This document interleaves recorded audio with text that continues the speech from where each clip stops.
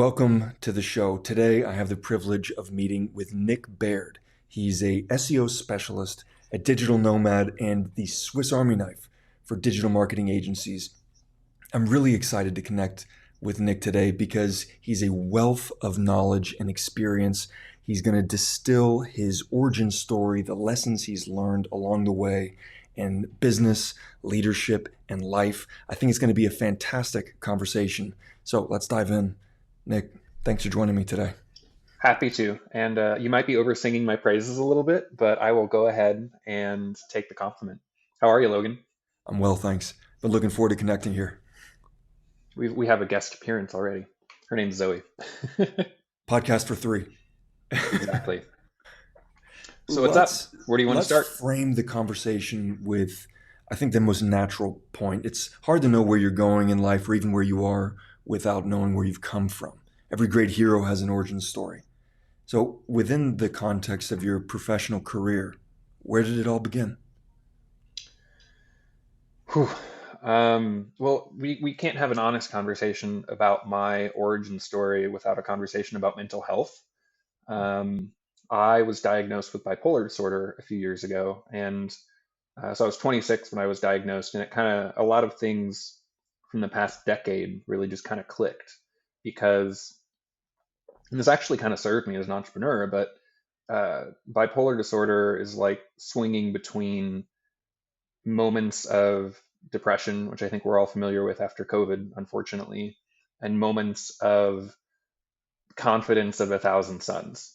The first time I dipped my toes into entrepreneurship in any meaningful way, I was definitely in the middle of a mental health episode. I was a bit manic. I purchased $10,000 worth of textbooks with family money that was loaned to me, and I'd never done it before. I wasn't certain it was going to work. And the only reason I had the gumption to do it was because I had the confidence of bipolar behind me. And I don't know, it served me. It's part of my origin story. So, I can't have an honest conversation about this without starting there. And, it's sent me on a lot of interesting and divergent paths. Let's put it that way.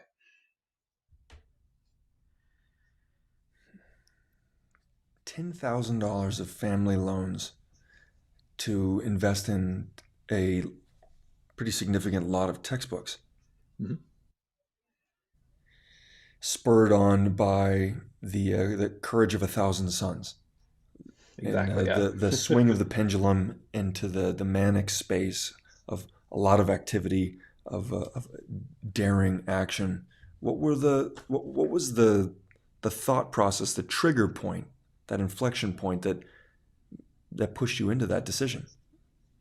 So this was back in 2016. I just graduated from undergrad and I had a chemistry degree.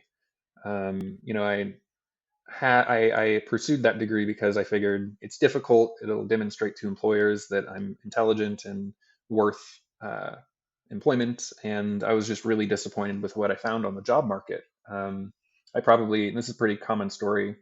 I probably sent out 100, 150 applications to various industry jobs in chemistry and discovered that the most anyone was willing to pay an entry level chemist was what I was making as a waiter in college. And I was thinking, I went out and I got this degree. It cost a lot of money, pain, sweat, tears, effort, and it didn't pay off.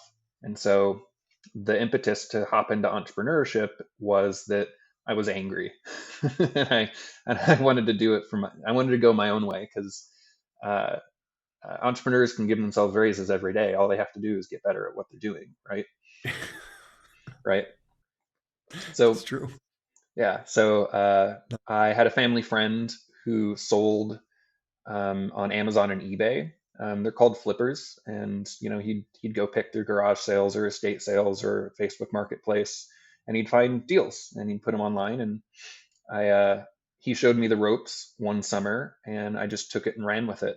I got really familiar with the Amazon platform, and I found myself at the right place at the right time. I was dating a woman attending law school, and so I was surrounded by all these people who had textbooks they didn't need at the end of the semester. And um, I discovered that they were very happy to do business with a human rather than Chegg or the local bookstore or whatever. They, despite what I originally thought, where everyone was going to hate the textbook guy, they actually rather enjoyed having a face-to-face interaction with somebody who they knew where the money was going, and they could make a connection with me. And so that's actually what's paid the rent since 2016. I'm really, really grateful to the University of Michigan Law School for all the opportunities they've afforded me over the years. So sounds like a textbook sourcing platform or service. Yep, yep. I would purchase used from the students at the end of the semester, and I'd turn around and put them on Amazon for sale into the beginning of the next school year. I appreciate you diving into that. Before we move forward, I want to cycle into that inflection point again, the decision that you made. It sounded like that was a pivotal moment in your journey of getting friends and family backing, seeing an opportunity, being in that state of tension, of action, of stress, lots of dynamics to that moment. I'm sure you could expand on further, but the, the risk tolerance is something that's addressed a lot in entrepreneurship. One of the guys I follow and I've read his books, he's behind the business model canvas, Alexander Osterwilder. No He has a way. saying that is one of my favorites, that the number one job of an entrepreneur is to reduce risk and uncertainty. So I'm putting myself in that moment in time with you, seeing an opportunity, but also seeing a lot of risk, a lot of uncertainty, and it's kind of like being on a diving board.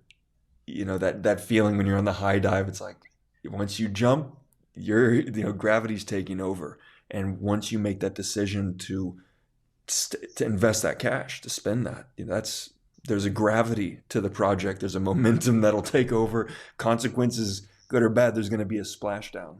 And I'm just help define that moment, because I think so many people, Nick, are at a moment like that. There's moments like that throughout our lives as ambitious people who want to develop our own project. People who have that entrepreneurial sense, but it's easy to back down from the high dive. It's scary to jump off. So how did you lean into that moment? So what gave me a measure of confidence was that, this wasn't the first book I'd sold on Amazon. What made it risky was the amount that I was purchasing. So I was relatively certain it would work. I wouldn't have tried it if, especially with family's money, if I didn't have certainty that it would work, or at least a high level of confidence. Um, but the reason I was able to take that leap was because I'd done it on a very small scale. Book here, book there, $100 here, $100 there. And I'd seen, okay, it takes about 2 months for this thing to sell. Amazon gives you data, sales data. It's not great. They don't tell you like actual volume of sales, but they will give you a rank. And I discovered that any book that was ranked a million or better had a reasonable chance of selling. And so whatever the current price was is what I could assume that it would sell for. And 9 times out of 10, my assumption ended up being correct. And so I saw this opportunity with uh, law students around me who have all these valuable textbooks, and just took the leap. It sounds like you took the strategy here was incremental validation of the problem solution fit. Yep, yep, Cool. Thanks. bingo. Thanks for boiling that down. Yeah. And you're talking about reducing risk and uncertainty. I've brought that lesson with me in my current endeavor into entrepreneurship. Since January, I've been freelancing as an SEO with the mission of being a digital nomad, and I leave for Germany in a week. My 9 months has gone really well, and I've created a degree of certainty for myself by banking probably 3 or 4 months worth of living expenses. That sounds kind of low probably for most people, but for my risk tolerance, that's plenty. um, And now that I've hit that level of safety in the bank, I'm ready to take the leap and take the next step in my life journey. Nice. That's exciting. It is, man. If you've not been to Germany, you gotta go. Europe has built their cities over time in a way that's absolutely beautiful. They're a lot older, like older. I'm going to Augsburg, and they, I think it was like 500 AD is when Augsburg was founded. So they've got a lot of history there, Wow. and they built their cities around walking, and so that's a lot denser. And in my opinion, there's a lot more community because people just live in and among one another in a way that they don't here in the U.S. But that's just my thought on the notion. Uh, different strokes for different folks. Nick, that's bringing us up to the current point in time. You're right on the precipice of jumping off that diving board again, and in the current state of your business, and you've transitioned from the original journey in entrepreneurship was the textbooks sales to law students into service as a freelance SEO specialist, Hmm. and have maneuvered and um, built traction for yourself, built up a base, and are making the move that I think so many uh, and solopreneurs have on their vision board. Being able to live the laptop lifestyle, being able to work on their own terms in a location that they choose. How do you think of the vehicle that is your business and the different components of it? When you consider what your operation now as a one man band, as a freelancer, when you the image of your business comes to mind, how do you see that? How do you think about it? It's kind of a broad question. I'm not really sure exactly how to answer that. I mean, I can tell you what I do. Uh, SEO comes down to smart website architecture that delivers the content that someone visiting wants in that moment. What makes Google special as a traffic channel? There's a bunch, but what makes it special as a traffic channel is I like to say it's like the opposite of a cold call or a billboard on the side of the road. When someone arrives on your website because of a Google search, it's because they're looking exactly for what you have at that exact moment. So, for instance, one of my clients is a marketing agency himself, and we're working on a landing page designed around getting users who live in Charlottesville who want WordPress development um, to his website. And so we built a whole page optimized towards that phrase. And whenever someone is in need of that service, they're going to type that in. Google understands that their intention behind that is a commercial phrase. And if our content's good enough, they'll serve our website up as the result. And so it's different than a cold call because people are only going to arrive there after they've already decided for themselves they want a WordPress developer. So they're already past the first step. And so that's kind of the gist of SEO there. I don't think I'm answering your question though. I The think you definitely are. It's a fantastic start. The the service of delivering the SEO services is the heart and soul for your business. Mhm. I think we're in a place of identifying where you've come from and where you're currently at now. You've told us a little bit about where you're going in the future. I'm wondering if we took too much of a broad stroke on the transition from textbook sales into SEO services. How did that transition arise, or how did that new opportunity come to light for you? so I shared that the my origin story has been really well defined by bipolar disorder. The Cliff Notes version is in the last decade. I have been a digital marketer. I've been a financial advisor. I've gotten a master's degree. I've gotten a bachelor's degree. I have been a waiter. I have done odd jobs. I've been a pedicab driver. It's a super fun job, summer job, by the way. If you're young, you've got the athleticism for it. It's a lot of fun to drive people around at midnight from bar to bar. Anyway, and the other thing I've done is I've worked on political campaigns, and so that just gave me a lot of idea of what I did and did not want to do. And the most recent chapter in my story was finishing out my master's degree. I studied abroad in Germany. I fell in love with the life there and the people I was meeting there. And when I came back home in January, I thought to myself, that was the best year of the last five. So let's not argue with success. How do I get back? And so I looked into my past and said, what have I done? And which of these skills will allow me to work the laptop life? And I had done a little bit of work as an SEO back in the day and said, I can pick that up again. I'm familiar with it. I know I can handle it. And I know it's something that people need. And in fact, it's actually the most common job of digital nomads. So it was just a perfect fit between where I wanted to go in the immediate future and the skill that I presently possess that I can bring to the world.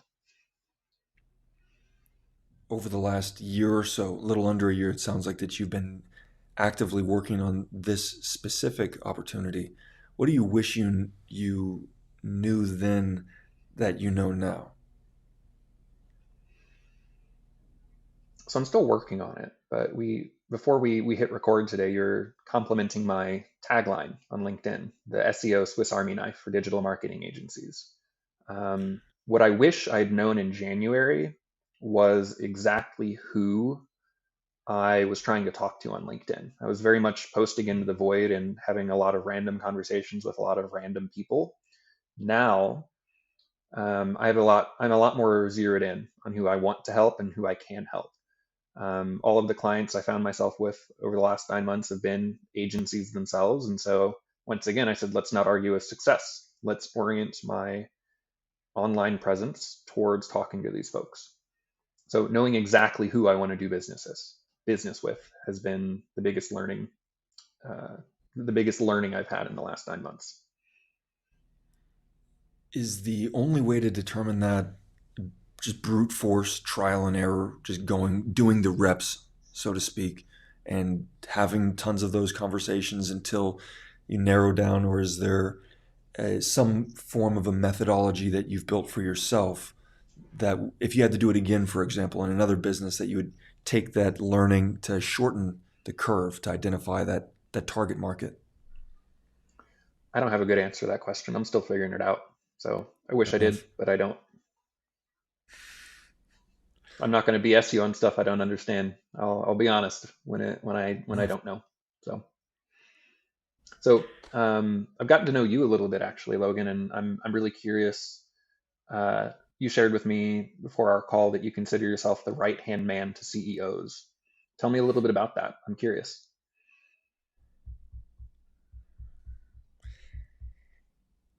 So I have had the pleasure of working alongside of a number of CEOs, small business owners over the years.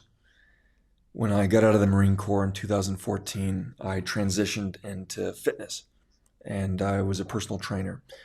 Uh, Pretty quickly, I went into a managerial roles of training director, and that culminated into a place of me serving as the director of business development and co-founder for an investor-backed gym in South Florida called Trainer Space.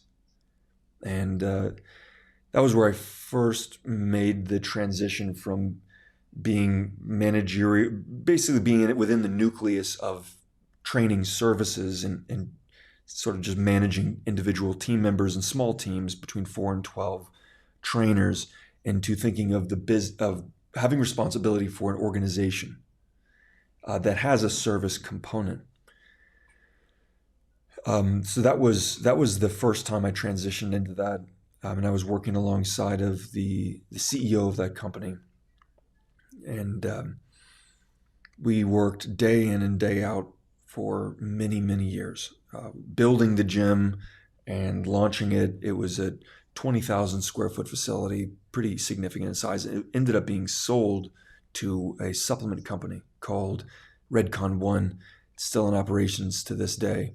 And uh, I had that was the one of the first times I had formally worked alongside of a CEO day in and day out for a long time, helping to formulate a strategy and implement it in real time.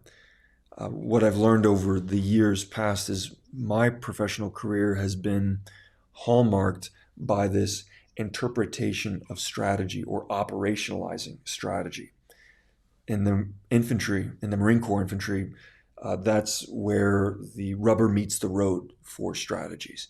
And planning and preparedness and strategy formulation is a big piece of that.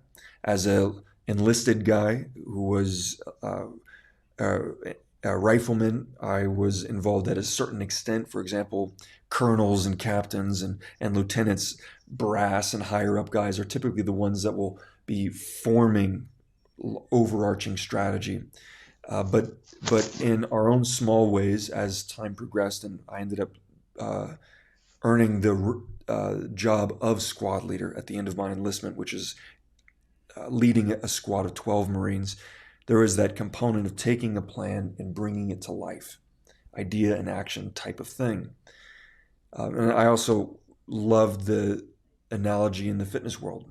You imagine writing out a workout routine versus doing it.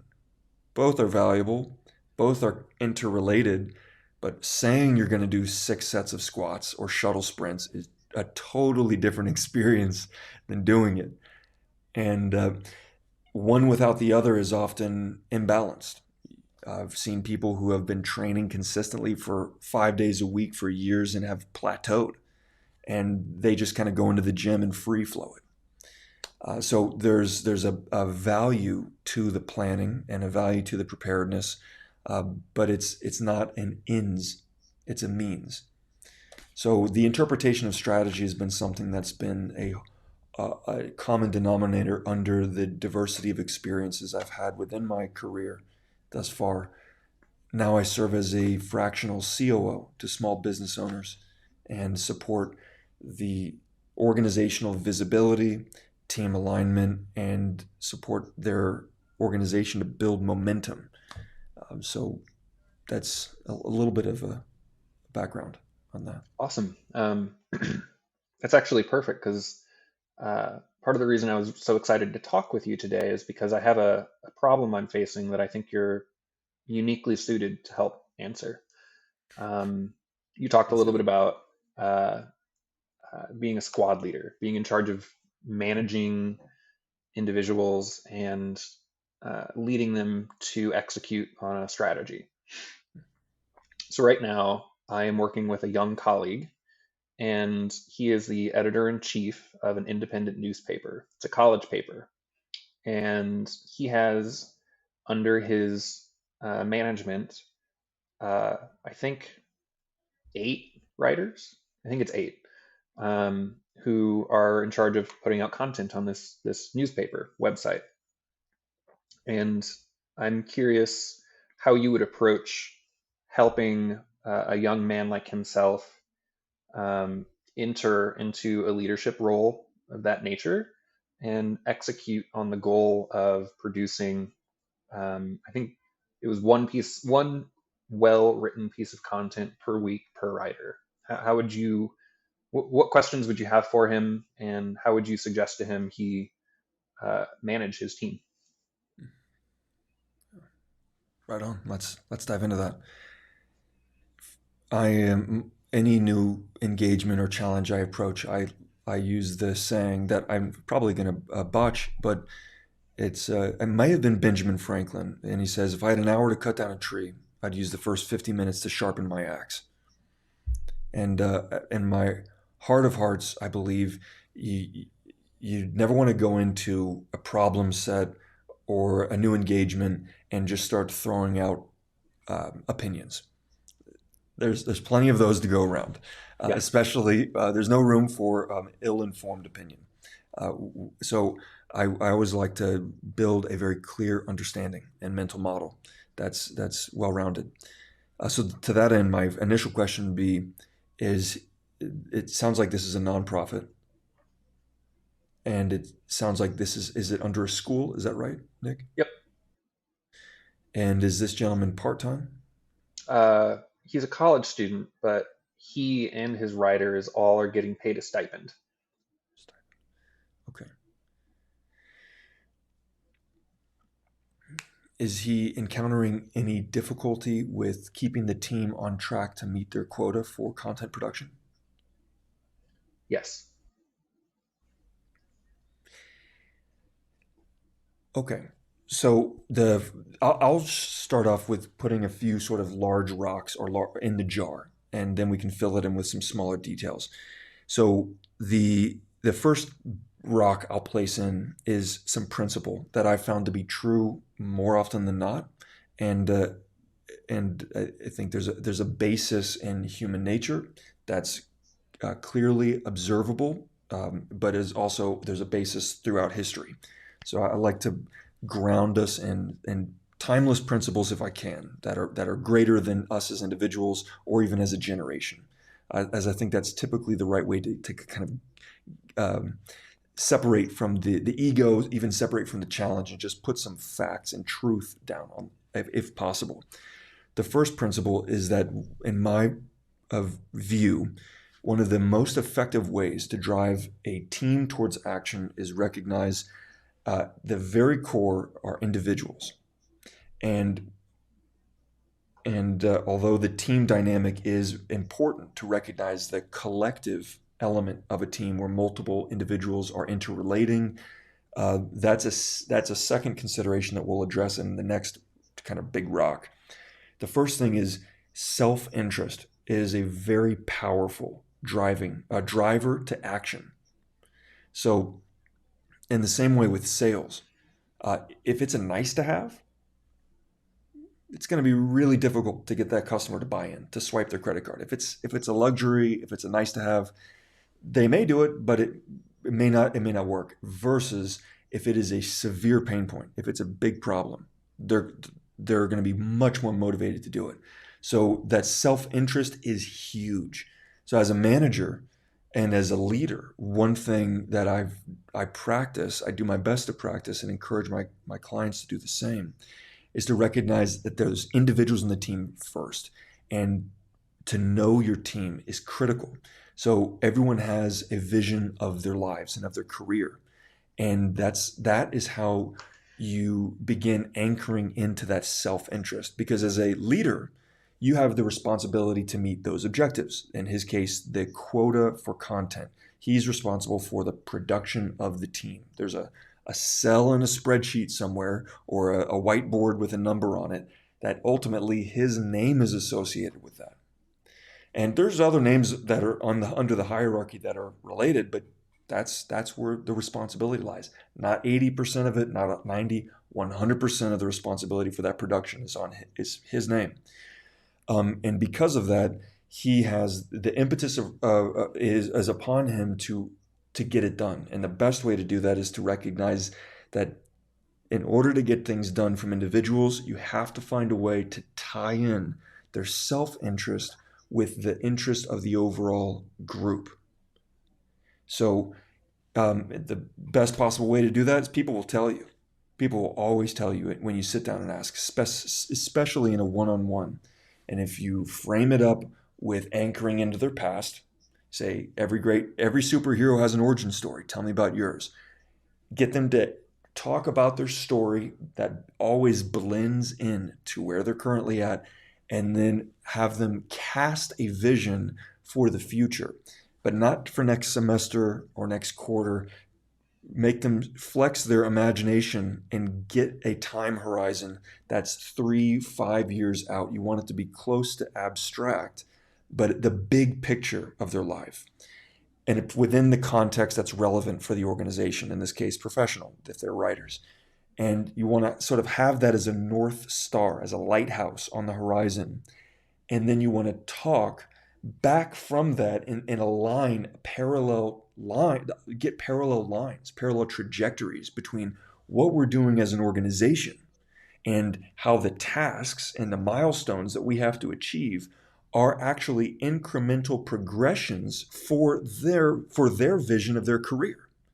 So working to produce the content is going to help us as a group, but more importantly to them, it's going to move their career forward, because they're going to have attributes for their CV when they graduate, and they're going to have letters of recommendation, and they're going to have volunteer hours potentially. They're going to have increased case studies and portfolio pieces. So all of these real tangible things, then you start building into their mind and asking them questions like, what skills and experience will you need between now and that future point in order to reach that? And they'll sort of define some of those chunks, and you go through that exercise of, in a very tangible, no BS, simple way, showing how they can close the gap by working with the team to achieve our collective goals. So that would be the first big rock, and I'll break here for reflections. The second big rock involves the social dynamic and activating that, because although the team is made of individuals, that's not the whole story. The bigger piece is there's interrelations, and the social dynamic can be leveraged and cultivated to accelerate momentum in projects. But that would be the individual principle that I would encourage this young leader to keep in mind, which is to understand the team, to connect with each of them individually, and get a real picture from them on where they're moving in their career, and do your best to tie in the vision of the team and of the organization into that, because then they would be more inherently drawn to it, intrinsically motivated to execute, and that would be key. Wow, thank you for that, Logan. And where the heck were you 10 years ago in my own life? Because if someone had laid out the necessity of a North Star and how you can walk back from that North Star with each small step you take as a progression towards your ultimate goal, I might have been living in Germany for 5 years already. So thank you. That's a really good answer, Logan. Um, let's see here. Where do I want to go after that?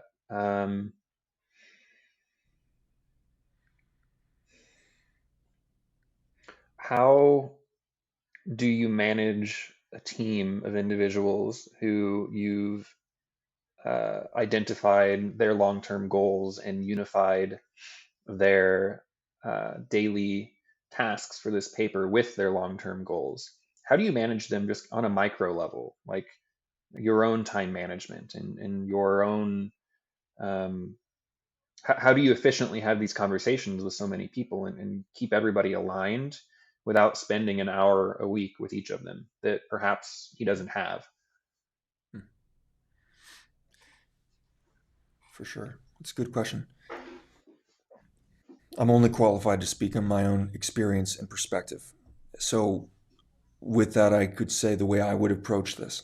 And the big thing, the 20% thing that'll make 80% of the impact is to appreciate a principle that's true, that you don't have to take my word for it. You can look through history. You can observe human nature, and my belief is that it will be true based on those things. So to anchor that second piece on what your question is, how to manage a team of individuals, how to reinforce and leverage the social element to a team, the interrelationships between individuals without blowing up his schedule. And that's big. Um, I used the word momentum earlier, Nick, and it's what a fun buzzword that is. I love the image of a snowball. Imagine this like cartoon, not a like a Charlie Brown style snowball. It starts real small, and you're kind of rolling it, and once it gets a little bigger and bigger, imagine it just rolls down this infinite hill. It just becomes this monolithic thing that has a life of its own and is rolling. And hardly, if ever, you actually have to push it. But at first, you're crouched down, you're scooping. It's a very tedious thing. Half of it may crack off, and you got to kind of repack it. And that's a perfect analogy, because in the early forming stages of a team, and just because a team has been together for a period of time doesn't mean it's not in the forming stages still.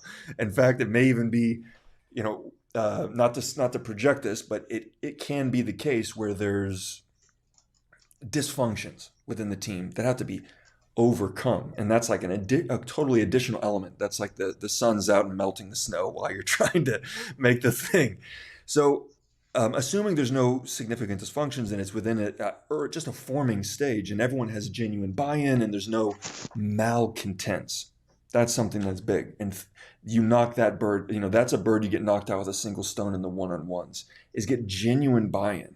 Because if someone actually doesn't want to do it, or there's a genuine misalignment, they do not see this benefiting their career. Well, that that's not really going to work. It might be a short-term solution. You don't have to go amphibian mode and cold-blooded cut them off. But there's mutual benefit to short-term engagements a lot of the time that you can identify. But ideally, you want that shared trajectory, parallel track for a longer period of time. So to build momentum in the team, at first it will require time and energy. But that going slow at first will allow you to go fast in time, right? They say slow is smooth and smooth is fast. So that's a big piece to build momentum. It may look like spending 20 minutes, 30 minutes of time per week, because the linchpin of the team is the leader. So that primary dynamic in that hierarchy is between him and each individual. And then the lateral lines that connect the team with each other, that's like a secondary component that you want to reinforce and cultivate. And that's where I'll answer the question in a less philosophical way. I'll do my best. Human beings are visual creatures. Our primary and our dominant sensory input, even if you're an auditory learner or experiential learner, your learning style is important, but our species predominantly is a visual species. Our sight is paramount for information processing. And the way that our minds primarily work and house information is a rich spatial imagery. We live in a three-dimensional world. We live in a spatial environment, and our minds mirror that. You imagine when you dream, that's a perfect depiction of that. That's a spatial image. It's sort of like a hologram, right? So, so those are like little pieces of just fact, of relevant common ground to establish with this young man first. The second thing is the way that people translate information between each other is through narrative. The best, most effective way is through narrative. Humans have been called the storytelling ape.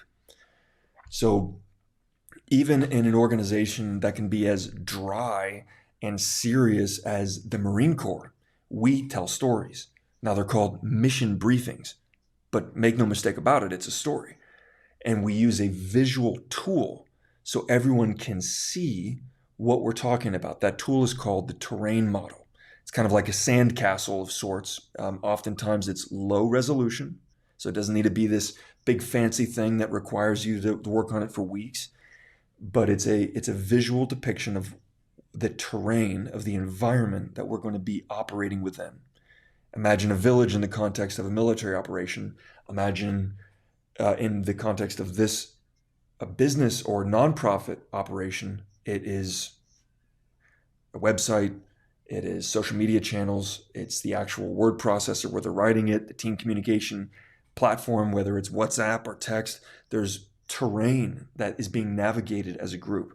If you can find a way to visually demonstrate that in a holistic way, not just hold up the app where they're texting or show a Google Doc, right? That's great, but that's a piece of the puzzle. That's just like a lieutenant or a sergeant saying, we're going to be raiding a village, boys. Here's one of the buildings in there.